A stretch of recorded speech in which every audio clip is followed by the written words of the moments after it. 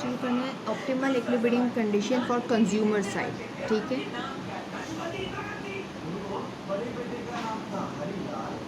For consumers, ठीक है, यानी कि कंज्यूमर साइड की बात करें budget line and indifference curve को यूज़ करके, ठीक है।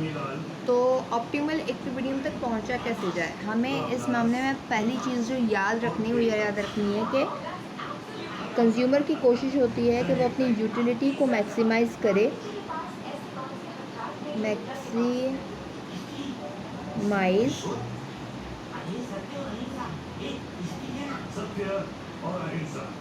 Utility maximize under its constraint.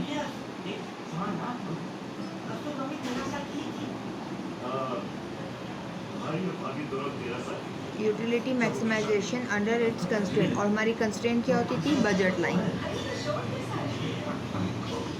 ठीक है। तो अब इस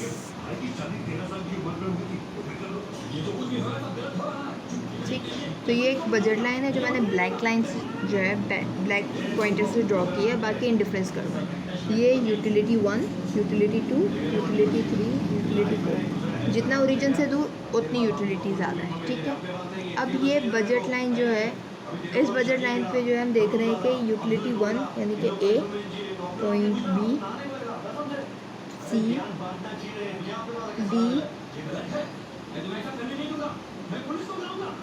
ठीक है। अब इस इनकम पे अगर यहाँ से हम शुरू करें, पॉइंट ए पे इंडिविजुअल जो है वो यूटिलिटी 1 ले रहा है, ठीक है।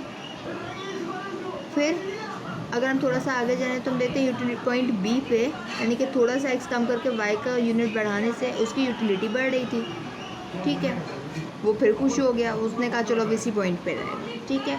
फिर थोड़े से वाई के यूनिट कम करके एक्स को बढ़ाया, पॉइंट सी पे आए, यूटिलिटी और ज़्यादा हो गई। फिर वाई को और कम करके एक्स के यूनिट बढ़ाया तो पॉइंट डी पे आया, जिसपे यूटिलिटी U3 से फिर U2 पे हो गई, ठीक है। जहाँ उसने ये देखा कि उसकी यूटिलिटी फिर कम हो रही है, वो वापस पॉइंट सी पे चला गया, क्योंकि अंडर दिस कंस्ट्रेंट सबसे ज़्यादा यूटिलिटी पॉइंट सी पे ही मिल रही है, U3 यूटिलिटी। तो पॉइंट सी पे हम देख रहे हैं कि बिल्कुल एक टेंजेंट बन रहा है, यानी कि जो बजट लाइन है और इंडिफरेंस कर्व जो है वो बजट लाइन को क्रॉस नहीं कर रहा, बल्कि टेंजेंट है। तो एट दिस पॉइंट इसकी जो ऑप्टिमल कंडीशन होती है वो कहलाती है प्राइस रेशियो, यानी कि पहले तो बजट लाइन का स्लोप प्राइस है fix, price of Y minus का साइन, और मार्जिनल रेट ऑफ सब्सटीट्यूशन,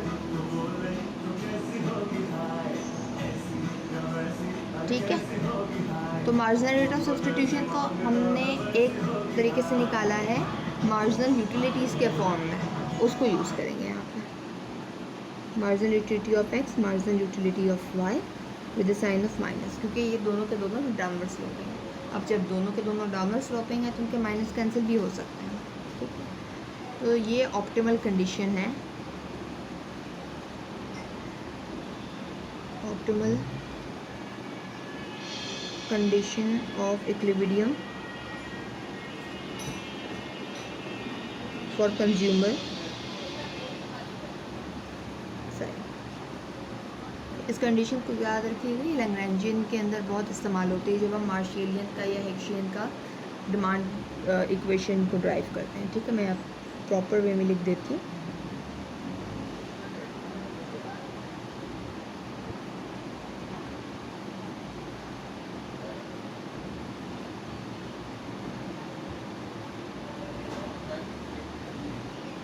उम्मीद करती हूँ ये चीज़ें आप लोगों को क्लियर हो गई होगी। आपको कन्फ्यूजन होगी तो आपको ज़रूर पूछेंगे।